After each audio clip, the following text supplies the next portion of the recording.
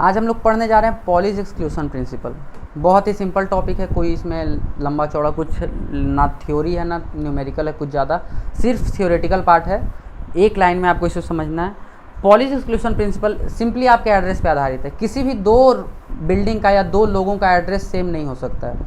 अगर आदमी को भी नंबर कर दिया जाए, चलिए 2 रूम का बात करते हैं, तो किसी भी 2 रूम का एड्रेस सेम नहीं हो सकता है। रूम नंबर तो एटलीस्ट अलग होगा ही, मानते हैं उसका गली सेम हो सकता है, उसका बिल्डिंग सेम हो सकता है, पर रूम नंबर तो एटलीस्ट अलग अलग होगा ही।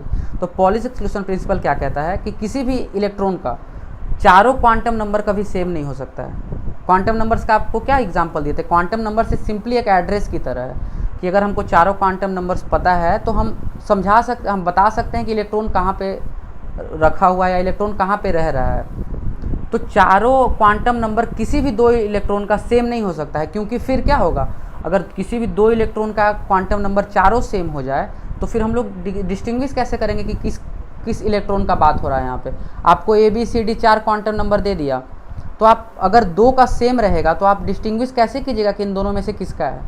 तो इसका क्या उन्होंने बताया था कि चलिए मानते हैं कि उसका प्रिंसिपल क्वांटम नंबर n तो दोनों का सेम हो सकता है क्योंकि एक ही ऑर्बिट में है। एजीमुथल क्वांटम नंबर भी सेम हो सकता है, वो दोनों एक ही ऑर्बिटल में है, p ऑर्बिटल में है। अब मैग्नेटिक क्वांटम नंबर भी हो सकता है, वो हो सकता है px में ही हो, x एक्सिस वाले p ऑर्बिटल में ही हो, लेकिन स्पिन हमेशा अलग होगा। अगर तीनों सेम है फिर भी स्पिन तो हमेशा अलग होगा। एक का स्पिन अगर क्लॉकवाइज है, अगर सपोज ये क्लॉकवाइज है, तो दूसरे का हमेशा एंटी क्लॉकवाइज होगा।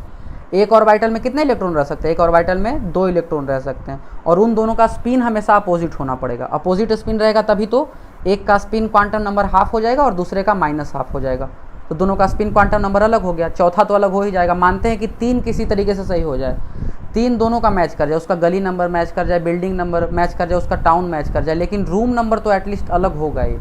उन दोनों का स्पिन जो है वो तो पक्का पक्की अलग ही होगा।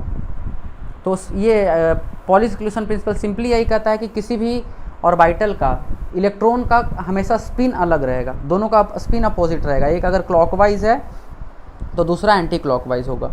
तो एक को हाफ से डिनोट किया जाएगा और दूसरे को -हाफ से। ठीक है, ये हो गया हमारा पॉलीज एक्सक्लूशन प्रिंसिपल। जैसे इसका एग्जांपल एक ले लेते हैं। चलिए n का वैल्यू 2 है, n का वैल्यू 2 है, l का वैल्यू 1 है, m का वैल्यू है -1 और s का वैल्यू n, l, ms, और ये हो गया m, और ये स्पिन क्वांटम नंबर ये हो गया -हाफ। तो दूसरे का पक्का है, अगर उसी ऑर्बिटल का बात करें तो दूसरे इलेक्ट्रॉन का हमेशा 2, 1, बाकी सब कुछ तो सेम होगा, लेकिन ये हमेशा हाफ होगा। ये एटलीस्ट ये तो अलग हो ही जाएगा। ये सब अलग हो ना हो वो तो अलग बात है, ये सब अलग हो भी सकता है, नहीं भी हो सकता है, लेकिन ये हमेशा अलग रहेगा। किसी भी ऑर्बिटल का बात करें, एक ऑर्बिटल का 2 इलेक्ट्रॉन का हमेशा अलग रहेगा। और इसको हम लोग एक ऑर्बिटल में इलेक्ट्रॉन को ऐसे डिनोट करते हैं, बताया था मैंने पिछले क्लास में भी, ऐसे और एक ऐसे, एक इधर का स्पिन और एक अलग स्पिन, ऐसे यहाँ पे सिंपली दिखाया जाता है। इसका कोई आप फिजिकल मतलब मत निकालिएगा कि इलेक्ट्रॉन ऐसा शेप का होता है या फिर ऐसा साइज का होता है। ये डिनोट करने के लिए ऐसे दिखाया जाता है कि ऑर्बिटल अगर है तो इसमें एक इलेक्ट्रॉन ऐसे है और तो एक इलेक्ट्रॉन ऐसे है। ये हो गया हमारा पॉलीज एक्सक्लूशन प्रिंसिपल। तो आशा करते हैं कुछ समझ आ गया होगा सब कुछ, और कुछ भी अगर डाउट है तो कमेंट सेक्शन में पूछ सकते हैं आप।